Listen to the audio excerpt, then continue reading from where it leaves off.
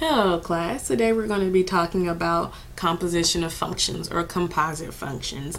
And actually you've been dealing with functions since basically middle school, high school, and actually we've been dealing with composite functions since just as early as then, you just didn't know it. So a composite function basically takes two functions and works them both out. So for example, let's say I have a function f of x, which is equal to 2x plus 3, and a function g of x, which is equal to x squared. Instead of adding them, which we've done in the past, subtracting them or multiplying them or dividing them, what we're going to do is we're going to input one into the other. Now, what you remember of functions is a function takes an input and it produces an output. And that input is usually some x value, and the output is some other relatively normal y value. Okay, what we're going to do is we're going to switch the input and the output based off of, instead of a value for x, we're going to move x out the way and put a function. So I'm going to input into the function f of x, g of x. So that's my input. I'm still going to get an output, but my output is going to be based off my input.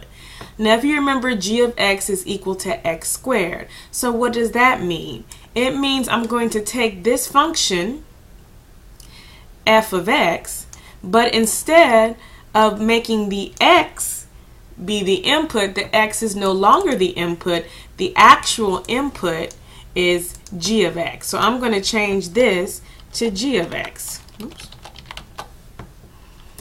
So what this function still does is it takes its input. If you remember, f takes the input and multiplies it by 2 and adds 3.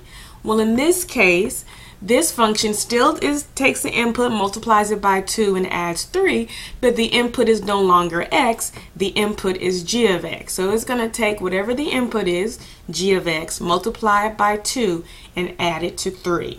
So what exactly is g of x? Well, you remember g of x is x squared. So I'm going to take this x and I'm going to square it because that's what g of x does. And the composition of the function of f, when I input g into it, is a new function, and that output is 2x squared. And we write the composition of a function basically in terms of, instead of either f of g of x, which may be confusing, we put f, then we bring in the little circle to represent composition, and then we say g as well. And because this is all one function, then the input is now x. So these two mean the exact same things.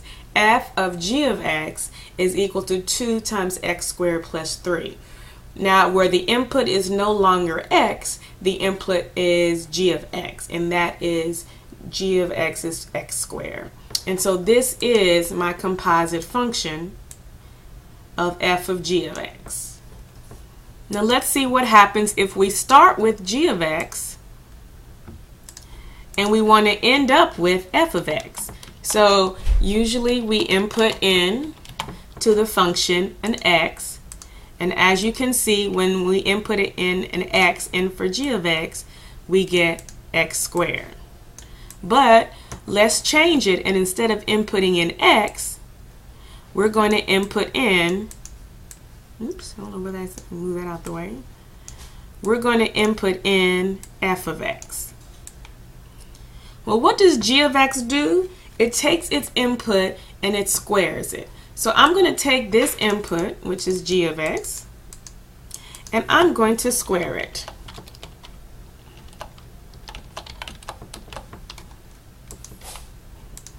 So therefore, I've taken what g usually does with the input, which is square it, and I'm going to square it. So the g of f of x is really f of x squared because g squares the f's. Well, what is f of x? Well, if you remember, f of x was 2x plus 3. So what happens when I square 2x plus 3? Well, I'm going to get, and using my little FOIL method, for those of you who remember FOIL, we get a quadratic, and that quadratic is 4x squared plus 12x plus 9. So we call this g of f of x. Oops. Let me get my typing right soon. Or we can also relate it as g. Remember, we're going to take that same circle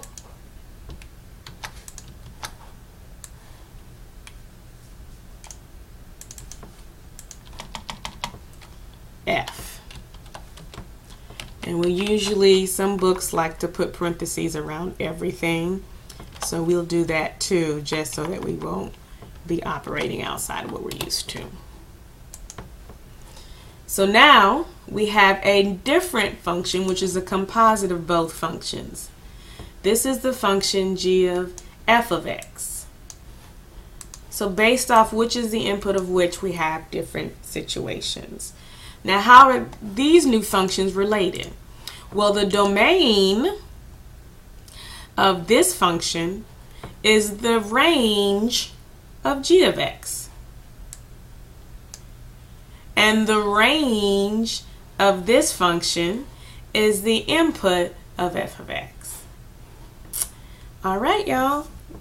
That's it.